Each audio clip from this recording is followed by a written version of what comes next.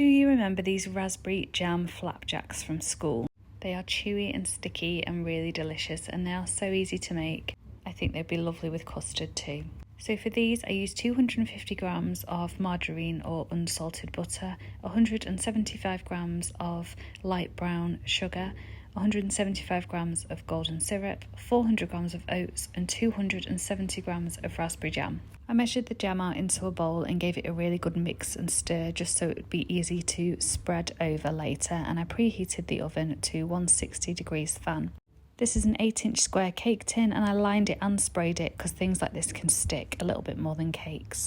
I measured out the margarine, golden syrup and light brown sugar into a bowl and microwaved it until it had all melted together. This was 40 seconds, then I gave it a really good stir and then another 30 seconds, and then I just stirred it again to make sure all the margarine had been melted in. I then poured the oats in and gave it a really good mix round. The aim is to get the oats all completely coated with the mixture. And then I poured half of it into the 8-inch square tin and patted it down as much as I could with my spatula. I then put the jam over the top and spread it all out with the back of a spoon, and then I added the other half of the oaty syrupy mixture onto the top, and again just patted it down, making sure that all the jam was covered with it.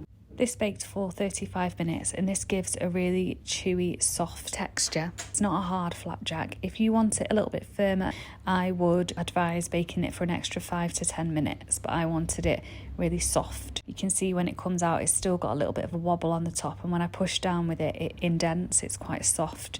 This does firm up after a while. I left it in the tin for about an hour and then I turned it out onto a board and cut it into squares, and then I put it in the fridge for about half an hour just to firm up again in its squares.